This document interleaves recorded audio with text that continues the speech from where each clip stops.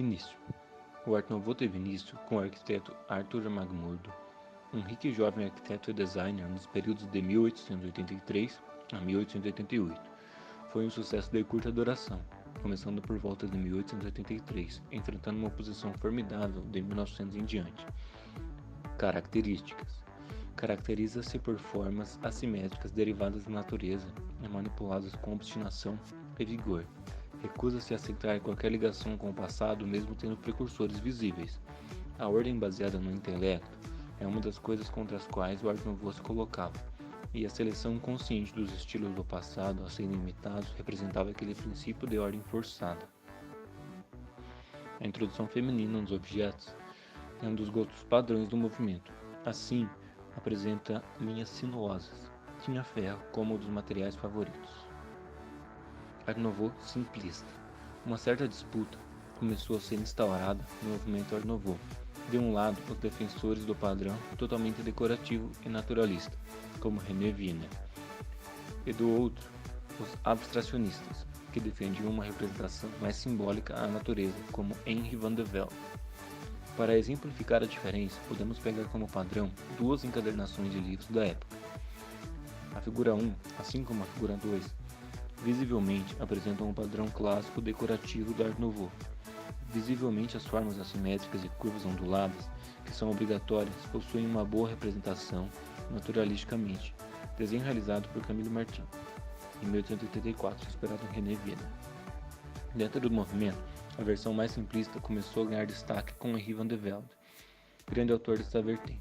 Nela, as formas assimétricas e curvas onduladas eram obrigatórias no movimento original.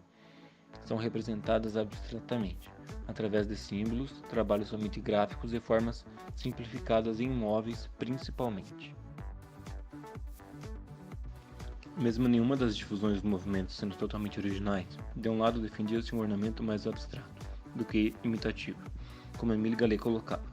Nossas raízes estão no fundo das florestas, junto às fontes, sobre plântanos. As formas proporcionadas pelas plantas adaptam-se muito naturalmente ao trabalho gráfico. Em contrapartida, decoradores vitorianos de vários países permaneceram na ideia de flores e folhas, minuciosamente retratadas, no processo intelectual de formar a natureza em ornamento.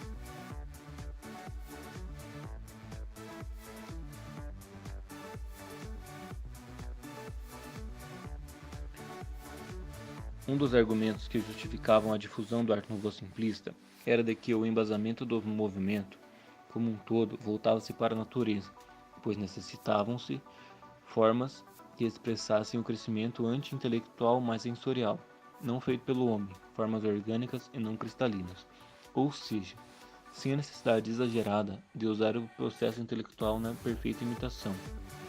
Você dizia: ir à natureza é realmente ir à fonte, mas diante de uma planta viva, o homem deve percorrer um processo elaborado da seleção e análise. As formas naturais devem ser reduzidas a meros símbolos. O futuro estava com os abstracionistas e não com os naturalistas. Um breve futuro do Art Nouveau, como um todo, seguiu-se, não nos padrões radicais exatos de René Wiener, mas em uma mistura menos pura de ornamentos curvos com formas curvas, de plantas e mesmo de corpo feminino nos objetos, que obtiveram certamente um sucesso maior.